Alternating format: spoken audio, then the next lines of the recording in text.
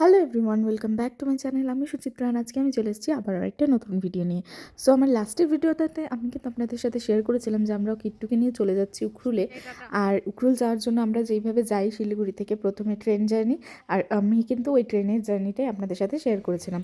আর তখনই আমি বলেছিলাম আমরা কিন্তু মাসির বাড়িতে স্টে করবো একদিন। আর ওই যে দেখলেন আমরা কিন্তু একদিন ওখানে থেকেছিলাম।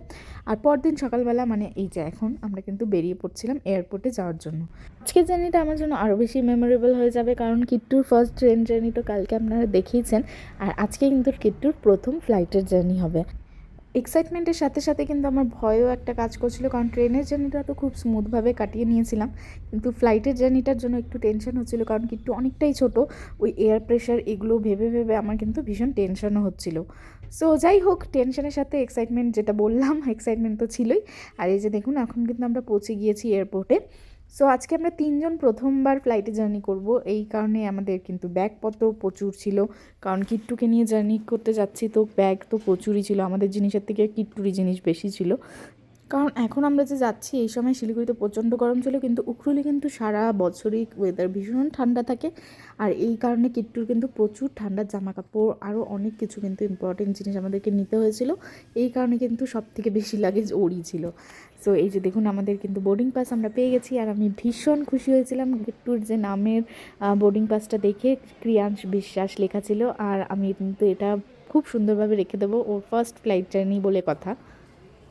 আমি যখন প্রথমবার ডিসাইড করলাম যে কিট্টুকে নিয়ে আমি উখরুলে চলে যাব আমার হাজব্যান্ডের সাথে, তখন কিন্তু আমি ভীষণ নার্ভাস ছিলাম। সত্যি কথা বলতে বলে তো দিয়েছিলাম যে যাব, কিন্তু তার সাথে কিন্তু কিট্টুকে নিয়ে ভীষণই টেনশনও হচ্ছিলো, কারণ বুঝতে পারছিলাম না যে আদৌ আমরা পারবো কি না। তারপর আমি প্রচুর ভিডিওস দেখি আর প্রচুর মানে জিনিসপত্র ঘাটাঘাটি করি, তারপর কিন্তু ডক্টরের সাথে কথা বলি। আর তারপর কিন্তু সত্যি কথা বলতে আমার কিন্তু কোনো রকম অসুবিধা হয়নি কিট্টুকে নিয়ে জার্নি করতে।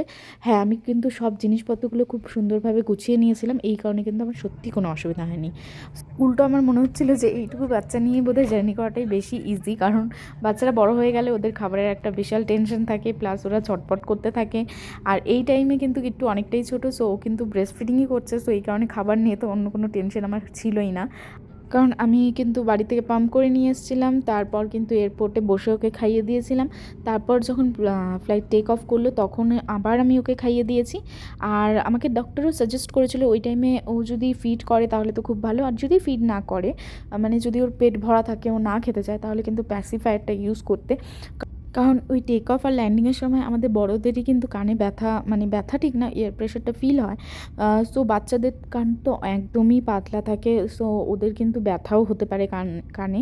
এই কারণে কিন্তু আমি ওর কানটা খুব ভালোভাবে কভার করেছিলাম। আর যেহেতু ও ফিট করে নিয়েছিল আগে থেকেই, তো এই কারণে আমি কিন্তু ওকে প্যাসিফায়ারটা দিয়েছিলাম টেক অফের সময়।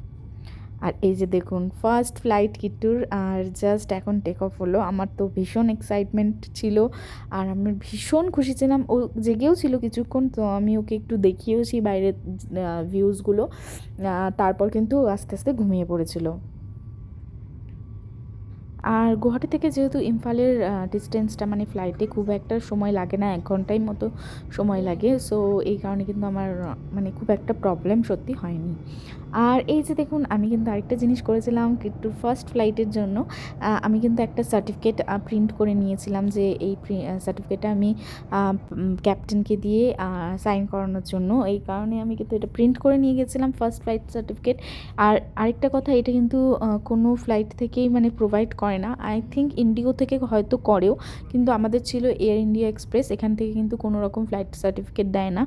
আর আমি এটাও কিন্তু দেখে নিয়েছিলাম, আর এই কারণে আমি কিন্তু বাড়ি থেকেই এটা কিন্তু প্রিন্ট করে নিয়ে গিয়েছিলাম। আর আমি কিন্তু ওটা ক্যাপ্টেনকে দিয়ে সাইনও করিয়েছিলাম, একটা মেমোরি হিসেবে ওর সাথে থাকে। সো কিট্টুর ফার্স্ট সার্টিফিকেট আমি ভীষণই খুশি হয়েছিলাম, আর আমাদেরকে কিন্তু সাইনও করে দিয়েছিল।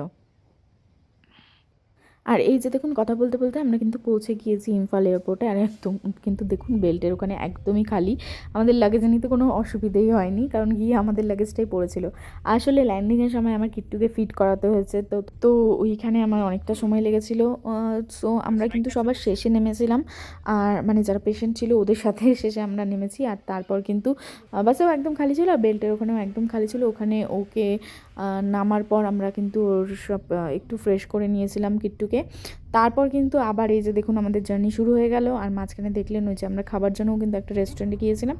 আবার রেস্টুরেন্টে গিয়ে আমি কিন্তু আবার পাম্প করে নিয়েছিলাম, কারণ এই রাস্তাটা যে ছিল এই রাস্তাটাই সবথেকে ভয়ানক রাস্তা উখরুল যাওয়ার জন্য। এই ইম্ফল থেকে যে উখরুলের রাস্তাটা এই মানে বাই রোড যেতে হয় এটা।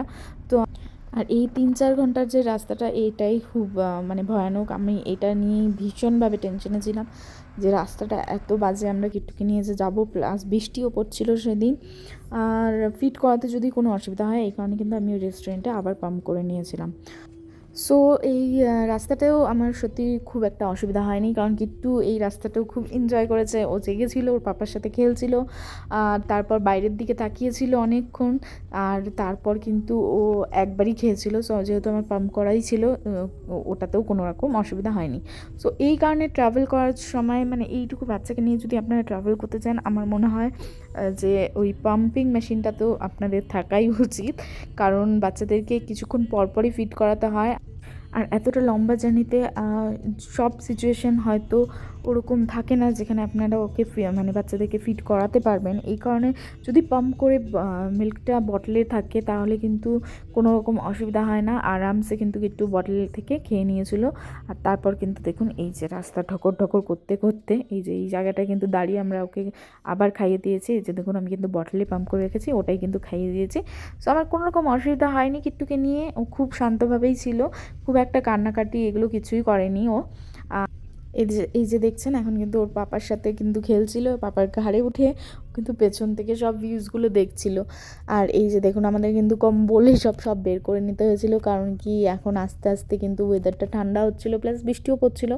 এখন কিন্তু উখরুলে বৃষ্টি প্রায় রোজই পড়ছে, আর ঠান্ডাটাও কিন্তু ভালোই রয়েছে। এই কারণে কিন্তু ওকে ভালোভাবে র্যাপ করে টুপি পরিয়ে, মানে মোজা টুপি যা ছিল সব কিছু পরিয়ে নিয়ে আসতে হয়েছিল আমাদেরকে। এই যে দেখুন ও এনজয় করতে করতে আসছে। মাঝখানে আমিও কিন্তু একটু ঘুমিয়ে পড়েছিলাম, কারণ আমিও ভীষণই টায়ার্ড হয়ে গিয়েছিলাম। এতটা রাস্তা প্লাস আর এই রাস্তাটা এতটাই বাজে, আমার একটু পেনও হচ্ছিল কারণ ঝাঁকিটা লাগছিল।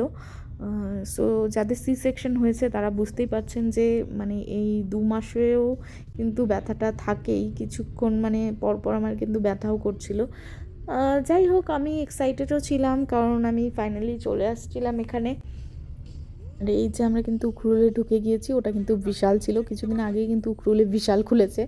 সো যেটার জন্য আমাদের কিন্তু খুব সুবিধা হয় এখন।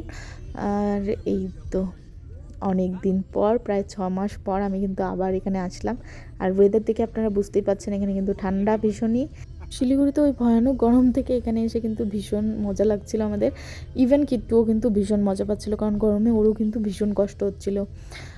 যাই হোক এখন কিন্তু আমি চলে যাব আরেকটা ম্যামের বাড়িতে, কারণ কি এখন ডিরেক্টলি যদি ঘরে যাই, কারণ সামার ভ্যাকেশনটা 40 দিনের ছিল। সো 40 দিন পর ঘরের অবস্থা কী থাকবে, কিট্টুকে নিয়ে ওখানে যাওয়াটা ঠিক হবে কি না, এই কারণে কিন্তু প্রথমে আমি কিন্তু এক ম্যামের ওখানে থাকবো, ম্যামের ওখানে কিছুক্ষণ ওয়েট করব। ততক্ষণে কিন্তু আমার হাজব্যান্ড গিয়ে ঘরটা একটু পরিষ্কার করে নেবে, আর তারপর কিন্তু আমি সন্ধ্যাবেলা মানে ওইখানে চলে যাব, যেটা আমাদের রুম আর কি। এখন মোটামুটি কিন্তু 4টা মতো বেজে গিয়েছে। সো এই কারণে কিন্তু আজকে রান্না করারও কোনো পসিবিলিটি ছিল না, কারণ গিয়ে সব পরিষ্কার করতে করতেই কিন্তু অনেকটা লেট হয়ে যাবে। এই কারণে কিন্তু আজকের খাবারটাও আমরা কিন্তু এখানে একটা পাঞ্জাবি রেস্টুরেন্ট রয়েছে, ওখানে কিন্তু আমরা অর্ডার দিয়ে দিয়েছিলাম। আর এই যে দেখুন এখন কিন্তু সন্ধ্যা হয়ে গিয়েছে, মানে এই ভিডিওটা কিন্তু যখন আমরা আমাদের ঘরে যাচ্ছিলাম তখনের। সো এই যে দেখুন ম্যামের ঘর থেকে আমরা যাচ্ছি, এইখানেও কিন্তু একটা ছোট্ট বেবি রয়েছে, আমাদের ছোট্ট বৈদিক, ওর কিন্তু এখন 7 মান্থস হয়েছে। সো ওখানে কিছুক্ষণ কিন্তু আপনি বসেছিলাম, আর ওখানেও অনেক দিন পর ম্যামের সাথে দেখা হয়েছে, ভীষণ ভালো লাগছিল। আর ওই যে বেদাংশকে তো আপনারা আগের ভিডিওতে দেখেইছেন, অনেক ভিডিওতে বেদাংশ রয়েছে আমার।